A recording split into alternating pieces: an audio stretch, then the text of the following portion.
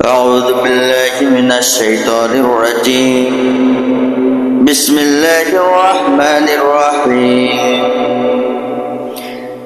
مثلكم كمثل الذي استوقد نارا فلما أضاءت ما حوله ذهب الله بنورهم وتركهم في ظلمات لا يبصرون।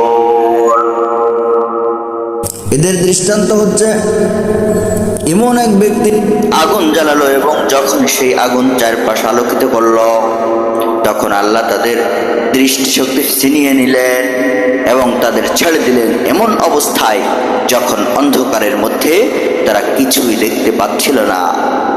এই আয়াতের ব্যাখ্যায় বলা হচ্ছে, যখন আল্লাহর এক বান্দা আলো জ্বালালেন এবং হককে বাতিল থেকে, সত্যকে মিথ্যা থেকে এবং সরল সোজা পথকে ভুল পথ থেকে ছেটে সুস্পষ্ট রূপে আলাদা করে ফেললেন, তখন চক্ষুষ্মান ব্যক্তিদের কাছে সত্য উদ্ভাসিত হয়ে উঠল সুস্পষ্ট দিবালোকের মতো।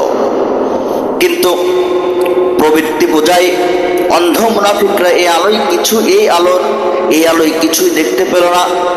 আল্লাহ তাদের দৃষ্টি শক্তি ছিনিয়ে নিলেন।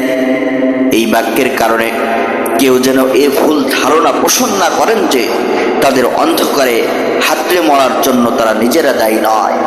যে ব্যক্তি নিজে হক ও সত্যের প্রত্যাশী নয়, নিজেই হৃদয়তের পরিবর্তে গোমরাহিকে নিজের বুকে আঁকড়ে ধরে এবং সত্যের আলোকোজ্জ্বল চেহারা দেখার আগ্রহ যার মোটেই নেই, আল্লাহ তারই দৃষ্টিশক্তি ছিনিয়ে নেন।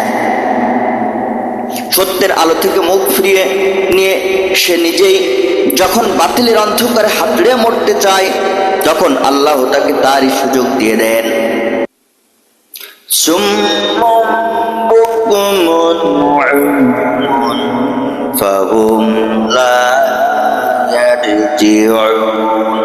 তারা কালা, বোবা, অন্ধ, তারা আর ফিরে আসবে না।